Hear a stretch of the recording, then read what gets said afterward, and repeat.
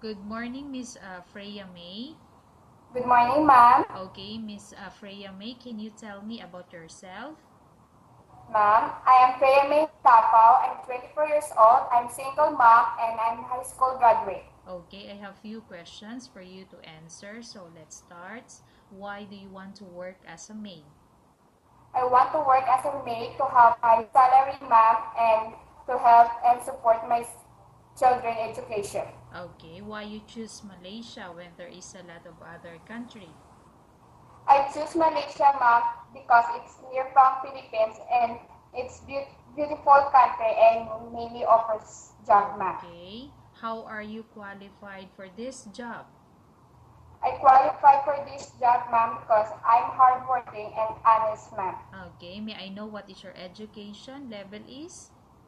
High school graduate, ma'am. Okay, what is your recent working experience? Housekeeper, ma'am. Okay. Have you worked abroad before? No, ma'am. Do you have experience of taking care of baby?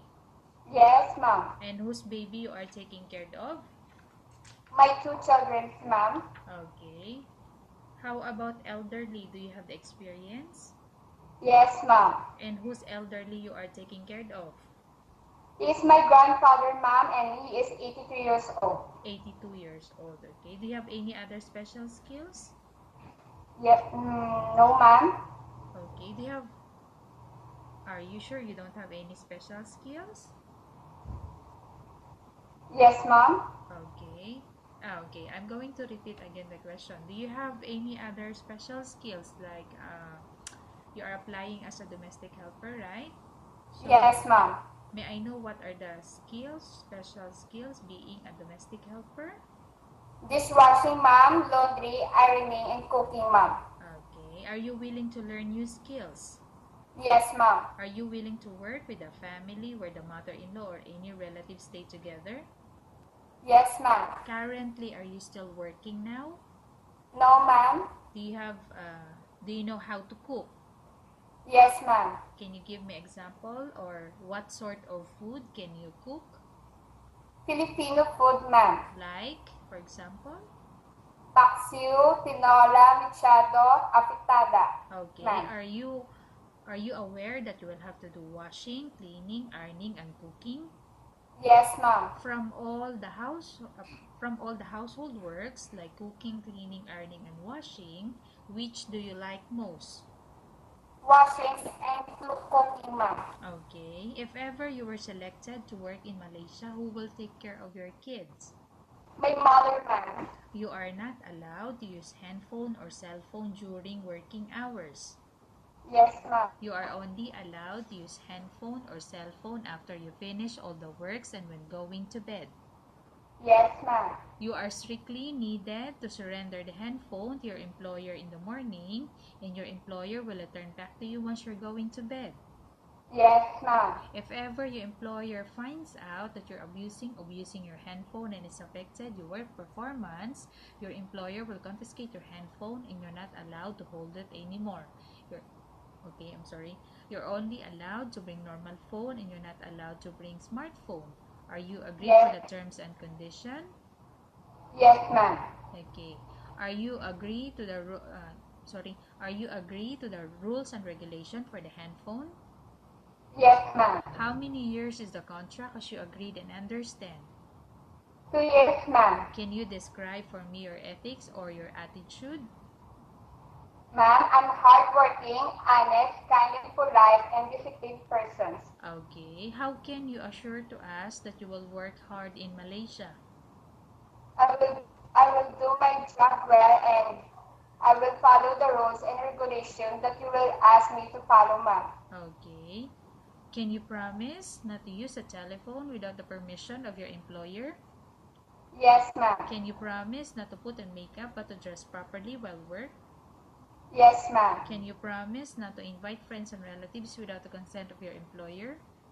Yes, ma'am. Can you promise not to ask for advance salary from your employer under any circumstances? Yes, ma'am. Do you really understand of the rules and regulation of the agency? Yes, ma'am. Do you pay any placement fee for you to come to Malaysia to work as a maid? No, ma'am. Do you have any history of sickness, example, breast cancer or any other illness? No, ma'am. Do you suffer from any skin diseases, allergy, or physical defect?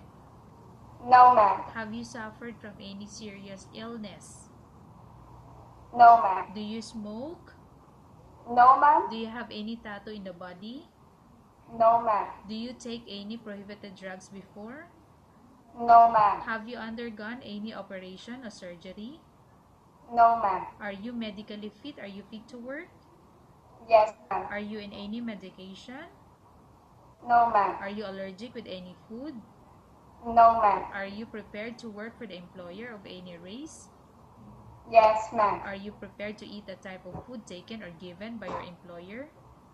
Yes, ma'am. Are you afraid of being left alone in the house? No, ma'am. Are you afraid of dogs or other pets? No, ma'am. Can you promise to work according to instruction from your employer? Yes, ma'am. Do you have any immediate family working in Malaysia? No, ma'am. Okay, Miss Frea Mae, we have finished our question section. Let's go to case study. I have a case study for you and I want you to answer me truthfully. Upon Yes, arrival in Malaysia within 6 months, if ever any of your family members pass away, what will you do? Will you continue to work till finish your contract or you will go back? I will continue to work until I finish my contract, ma'am. Okay, tell us about yourself and why do you want to work in Malaysia as domestic helper? Ma'am, I am hardworking, honest, kind, and polite. I want to work in Malaysia to help my family and support the education of my children. Okay, Miss Frea Mae, what do you want to tell to your employer who's watching your video? Ma'am, please choose me because I'm hardworking, honest, and disciplined person, and I will do my job and very well, ma'am. Okay, thank you very much, Miss Frea Mae. We will update your agency if there's any selection made by the employer. Yes, ma'am.